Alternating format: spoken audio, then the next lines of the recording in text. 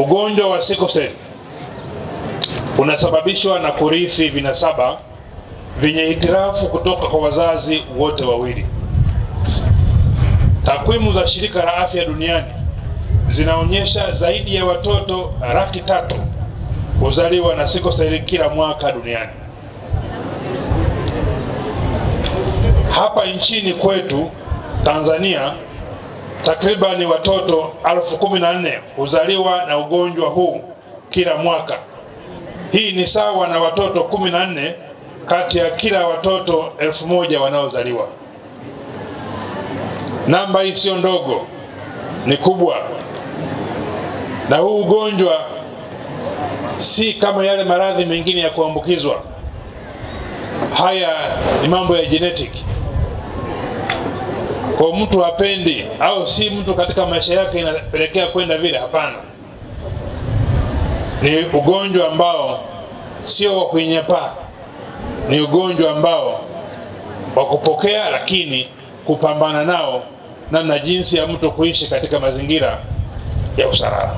Kauli mbiu ya mwaka huu inasema hatua madhubuti za kitaifa kwa matokeo chanya ya kijamii, kuwezesha jamii kutambua na kuzuia pamoja na kukabiliana na selimundu.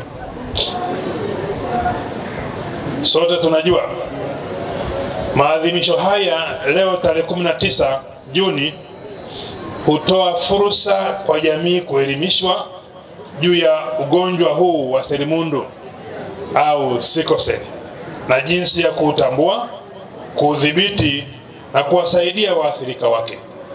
Vituo vya huduma nchini vimeendelea kuwa mstari wa mbele kama nilivyosema katika kutoa huduma bora kwa wagonjwa wa selimundu, na zitaendelea kuboresha zaidi huduma ili kila mhitaji basi aweze kufaidika.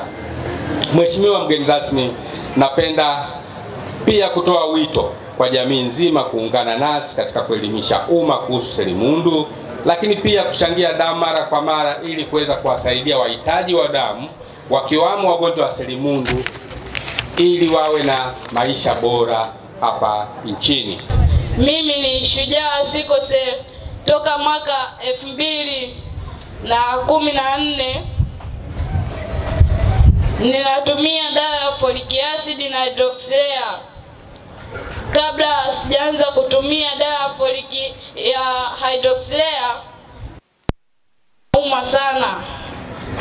Yaani nilikuwa naumwa kiasi kwamba hata siwezi kutembea. Ila nilivyoanza kutumia hali ilikuwa na mabadiliko yamekuwa makubwa.